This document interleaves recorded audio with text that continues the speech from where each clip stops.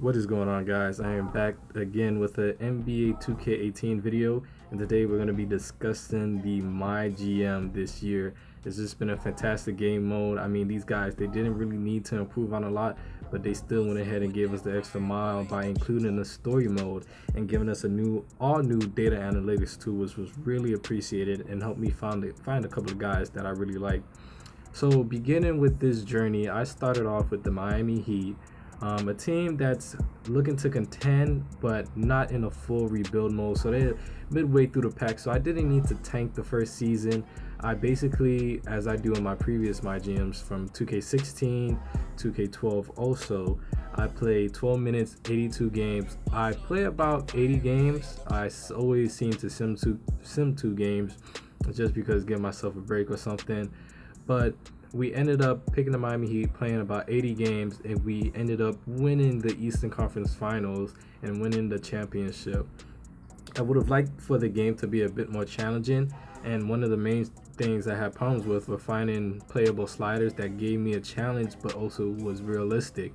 And I felt like I didn't really find that towards the end of my season, which was pretty good, but then again it got to a point where it became a bit more easier, and so I had to change how I had to play. So basically now I'm only controlling the point guard, and it's worked out pretty fine. The games are more competitive, and I will have a video on my sliders.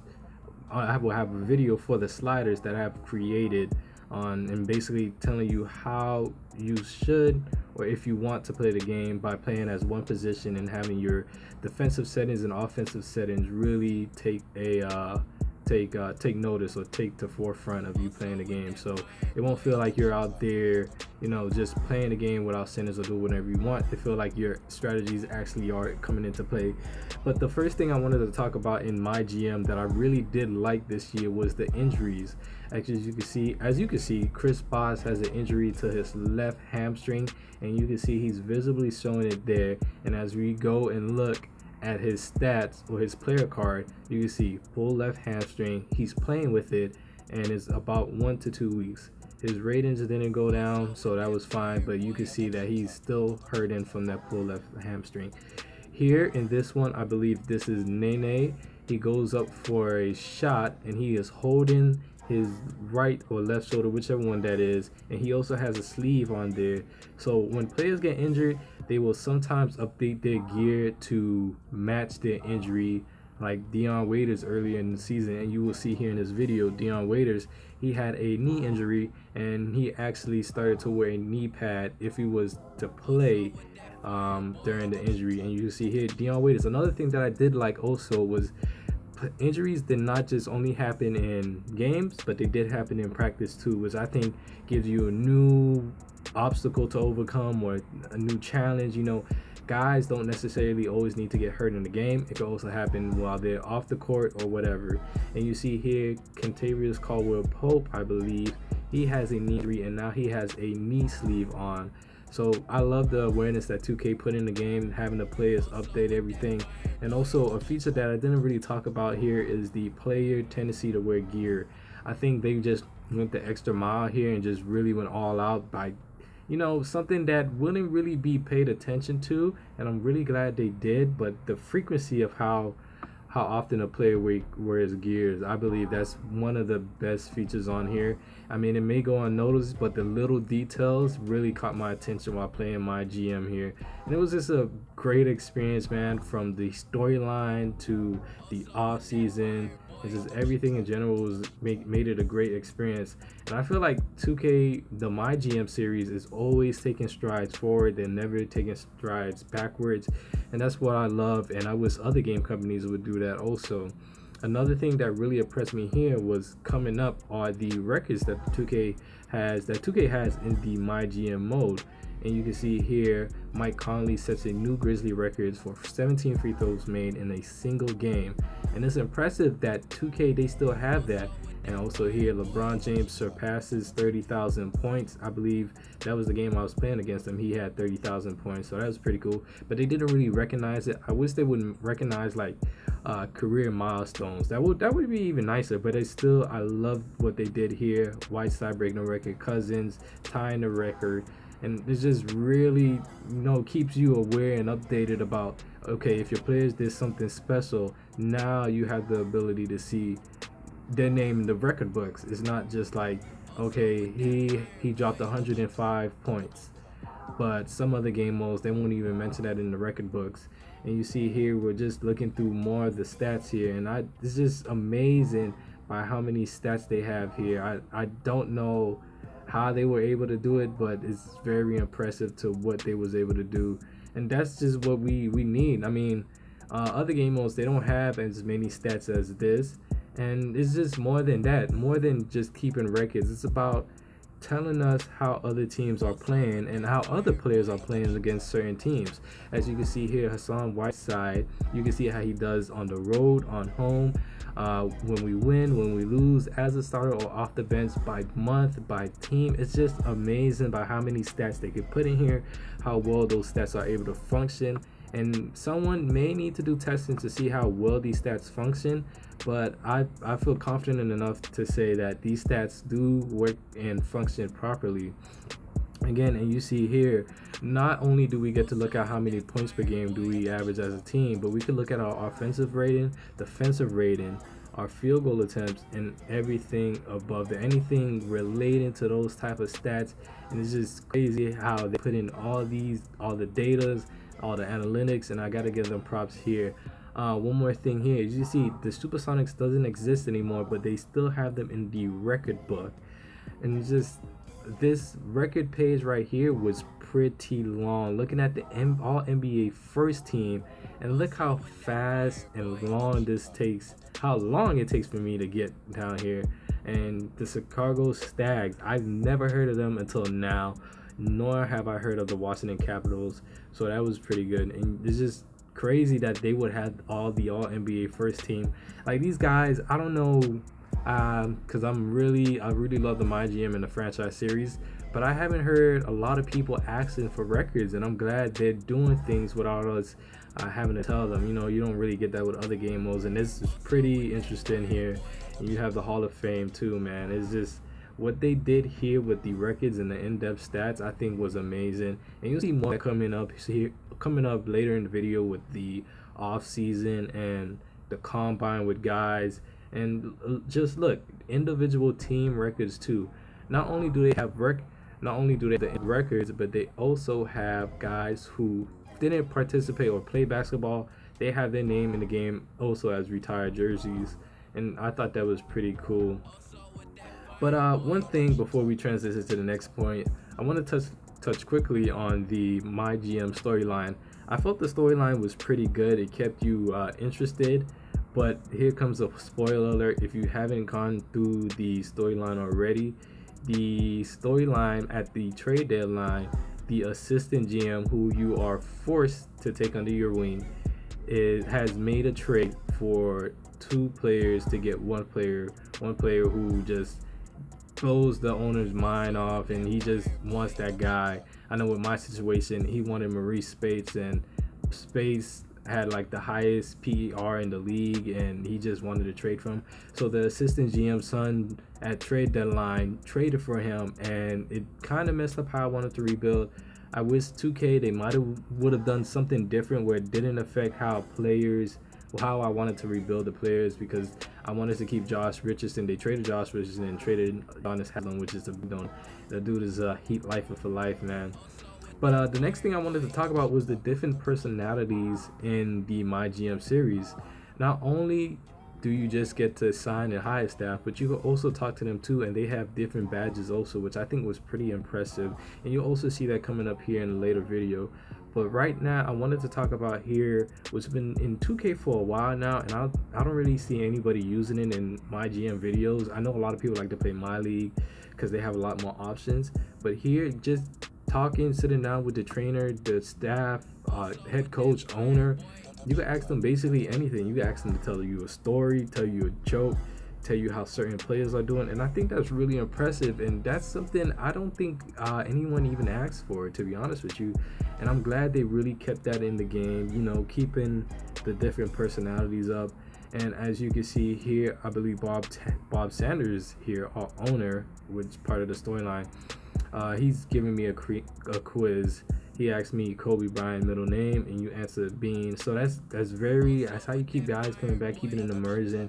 That's how you keep guys to play my GM for longer, and that's what I really like for it. I like an immersive experience here, doing new things, finding out new things. So I thought that was pretty good too. And the next point coming up is going back to like the record keeping and the team history also. As you can see here, they made this menu pretty easy to see. You can see everything that you would like or would most likely want to see here. I mean, here you can see the retired jerseys number.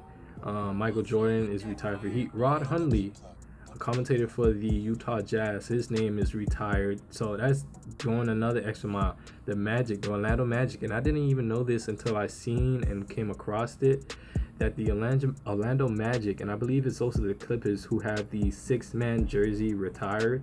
So I don't believe anyone can wear the number 6. And you can see I hear Al McCoy, another commentator for the Phoenix Suns, he has his name retired. And I think that's very good on 2K to just have these guys' name retired. Even though they didn't do or play basketball, they still played an important role in the individual team organization. So I thought that was pretty good. Coming up next, we'll be talking about, well, one thing before we talk about the next topic. One thing I always wanted to see, mainly versus CPU versus CPU, was different camera views while watching the game, or maybe recording the game, because I know it's a couple guys out there who like to, and there's viewers out there also who they would like to watch the CPU play against the CPU, watch 12-minute quarters or however long they want to watch it. But I would like to see different camera angles here. As you can see here, I'm playing on like a high nosebleed or maybe a low nosebleed camera view. And I think with 2K, when you have it to CPU versus CPU, I think the camera view should change. Not too much, but to a point where it keeps it refreshing and keeps it looking like it's a real game being played. And so this camera view is a bit more extended outward, and it looks pretty realistic to me here. I really did like the view of this camera view. I feel like when I was playing, the shots that were going in or the plays we were running, it felt pretty realistic, and it just felt very, very smooth here. As you see, Olenek hits a nice 3-point shot here, and we will be transitioning to the All-Star Weekend. So we're about halfway through the season now. And I just have to give credit again to 2K, because I know in past years that if you were to start a MyGM, well, especially in 2K16, if you were to start a MyGM and you did start before like they updated anything, you wouldn't get those updated jerseys, or not the roster per se, but like updated cords, updated jerseys.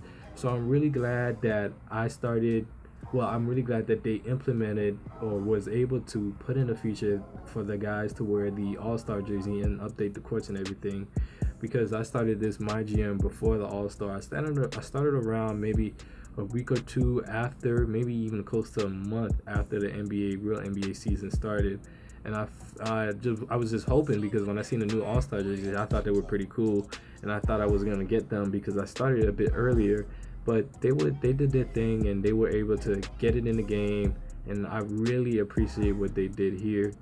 But the All-Star Weekend hasn't really changed much. I mean, I'm not sure what you could do to improve it here. Maybe you could add the skills challenge. I think that would be a good addition into the All-Star Weekend. But I more so wish that the All-Star Weekend was more playable, instead of having to go into my league or my GM and just trying to sim halfway through the season just to get to it. I wish you was able to, just go into the quick menu at the beginning of the screen and choose All-Star Weekend, choose the 3-pointer guys you want to have, choose the dunk contestants you want to have.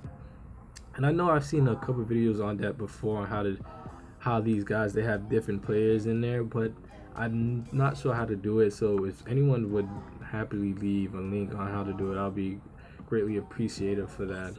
But starting off with the 3-point contest, I thought it was pretty fun. I played it. I went with Kyrie Irving, and this man right here, Stephen Curry, he just killed it, man. He just went absolutely berserk, and that's what I was expecting, him to hit his shots, trying to keep it realistic. But it was just all fun and all. The All-Star game, I didn't really enjoy playing. I actually enjoyed playing the Summer League games more, but I didn't play all of the Summer League games.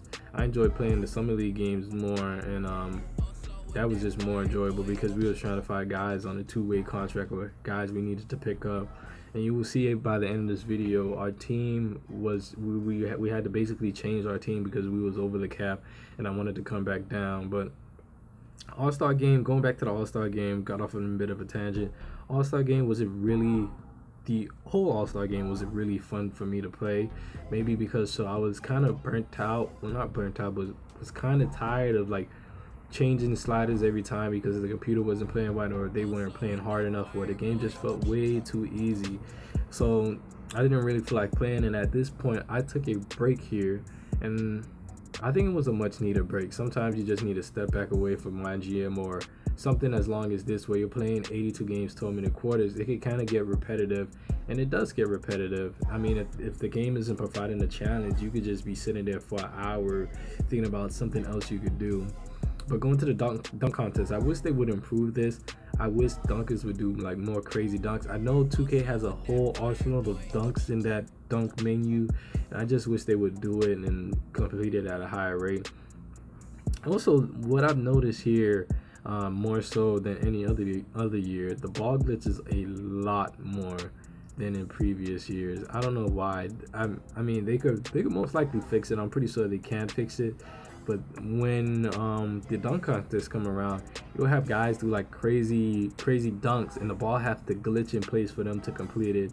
And I wish they would just kind of fix it here. But I do like this dunk here by, I believe that's Rondé Hollis Jefferson. Nice 360 over the backboard. That was pretty fun to watch. And I did not participate in the dunk contest because I'm not too pretty good at it. It's pretty hard when you want to do the more difficult dunks. But it was enjoyable watching this, man. You know, seeing what the computer would do. I just wish they would do more different types of dunks and things like that. You know, I mean, it wasn't too bad, but it was alright. You know, it was I've definitely seen better, but I do like this dunk by Terrence Ferguson, and he just really came out and showed out this game. Well, this dunk contest. I'm sorry. I wonder who the next contestants will be. One more thing before we move on to the next topic. During the off season, we did get to change the All-Star location changed, but it didn't change. They said in the blog, I believe, the All-Star games will now change with like original logos and things like that. Well, at the end of my first season, Las Vegas was picked again, but the logo was changed. So I don't know if that was a mistake, but I would like to see it somewhere else, maybe even Miami. You know, that would have been pretty impressive. But the next thing I would like to talk about is a couple topics here. Is about money, tendencies, and the different draft boards that you have. I know they may not all relate, but I felt like they just got in this category together. And you can see here, what I like here is that 2K, they showed a proof. Well, during the MyGM, Bob Sanderson, he decides to raise the price by $10. And I just wanted to go in here and check if 2K were a man or a woman of their words and really did increase the price by $10. So I played the game, and you see here the price was actually raised by $10, bringing us to around $80 or so. And I really did like that they really stuck to their words, increased the price by $10. You know, I don't think other game modes would. Maybe other game modes would, but I don't think other game modes would really take that extra step. Next thing I want to talk about is the tendencies here. The tendencies, and I didn't even know this was an option, but 2K has the option for you to view players, different types of players' tendencies, and it translates and correlates to scouting, how you want to scout players, how often players perform a certain move. And you can see here, you can see the tendency for how often a player do a right crossover into a jump shot, how often they step back on the left wing. It was just crazy how they have the tendencies.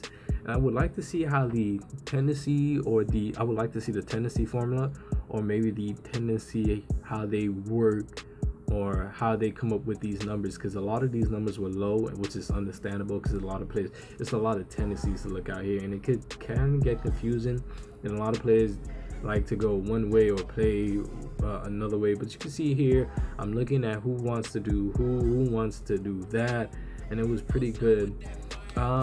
Quickly moving on to the draft board, another thing that I like that 2K did was the different types of draft boards. There's not one, there's not just only one, but there's three. I'm sorry, there's three draft boards. You have the Draft Express, you have the NBA.com board, and you have another draft board that I'm forgetting. I forgot who it's by, but you have the 2K draft board. I'm sorry. All those draft boards are similar, but key differences there are same. Like the lottery picks that the teams choose may be different, and I really do like that because you never know which team is going to choose here, and it just keeps you immersed in the game, wanting you to come back and see what teams do, especially if you're playing 12 games, 82 season, and you're really looking to draft, which I didn't do this draft. I didn't need to really draft. We didn't really have a draft pick here, I would say. I was mainly looking to win the championship in the first season, and we did accomplish that. As you can see, where we have won the Eastern Conference Award, and then here we are the NBA Finals champions. It was a pretty good series. The Rockets, especially how the sliders played out and how I had to change my game style, I felt like it was a pretty good series. The game could have gone to seven games easily, but I just came out, I had to focus and just really clamp down, and had to play my game. Like with these sliders will give you very challenging results. You see here, we're going to the off season.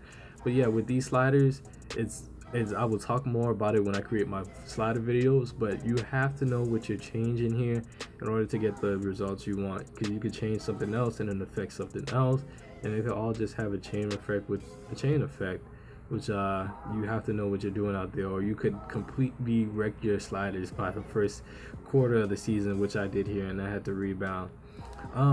Off season, so we're now into the off season here, and we have the lottery pick, and I'm glad they did this. I like this little presentation that they give. It builds somewhat of a suspense, even if you're a rebuilding team, which I really do like that they did here. And you have the reporter, and you have Mark Tatum, the deputy commissioner. And the reporter gives some insightful information, things that I didn't even know. But moving on from that, another thing that I really like that 2K did with here was giving you like a staff RPG or a role-playing game with the staff, giving them badges, giving them pros and cons here, and it really lets you see who should be on the team or not, or what badges, what guys could do well and what they can't do well. I think it really shows how you have to pick your staff carefully, and but I haven't really seen like a big effect on it, maybe because I'm just playing like 1 or 2 seasons, because the seasons are pretty long and they take around 3 or 4 months to complete, but that's fine. But I really do like how they have these staff badges and how you can see what each badge do for you. Another thing that what I found was really impressive was if you have a general manager who's on the market and you offer him a assistant general manager position, he will not step down and take that position. His max and his low is that general manager position. That also goes for the same thing for the head coach and the assistant coach. A head coach will not step down to the assistant position. I guess they feel like that's below them, or they just don't feel like wanting to do it, which I thought was pretty cool in my opinion. But I wish some coaches would take the assistant job. But I guess when you reach a certain level of your career where you're at the top, there's no way you could possibly look by going back down, which I thought was pretty cool what 2K did there. You know, just you can't just sign anyone. You have to sign guys who fit their position. Went on a bit longer than I was supposed to, but now we're still in the off season, and we're talking about the draft combine and the draft combine or draft workout results. See here, I like how they have the comparison for Freddie Staples for Rajon Rondo. I know that went by pretty quickly, but then you have the stats. The stats tell you how his workout from the college 3 to the NBA 3, how many shots he's hitting in that, how fast he is in the sprints that he's performed, his vertical, all of that, and it just keeps you like really saying or seeing the potential of the players or the potential draft picks you're gonna have. Now on to the summer league. The summer league I found very, very enjoyable than in past 2K. Summer League, I don't know why, because maybe I played with a different camera view and it looked pretty more realistic.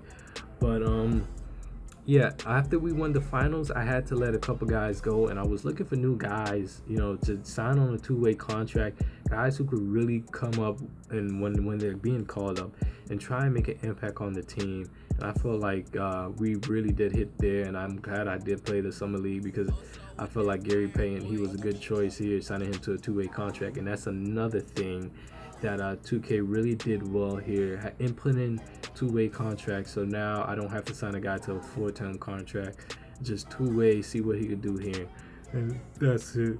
And I know a couple things have passed more quickly, but this is all simulating the things that I've done through the off season, or skimming past some of the things I've done. We did go through goals and the price change. The price change was pretty interesting here. I wanted to lower the ticket price from $200, which is the max, well, basically for a finals game, to back to $80 or $70. And you can see here, I like how the press, they lose trust, but the owner gains my trust also. And we did end up doubling our profit here. I'm not sure if you was paying attention earlier to the bottom of the screen in the earlier portion of the video, but we did end up doubling our profit here. And allocating funds, I thought this is also a nice feature, but I just don't see how it really affects the game, other than staff payroll, player payroll, arena operation, team operations. No, not arena operation or team operation, but promotions.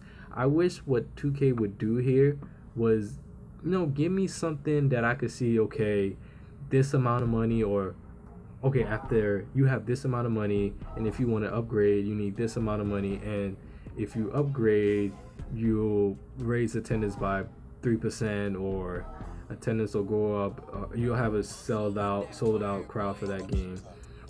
And I wish, like, when it comes to those, with like the promotion and the events, I wish they had a bit more of those. Like I know you have the CFO, and you could recommend, or you could actually tell them what promotion you want to run. And I actually told them I wanted to run a $1 million shot promotion. We did run it. They tweeted about it on the social media feed, and that was just about it. I wish there was, maybe if 2K wanted to go the extra mile, which is fine, but I'm not too worried about it.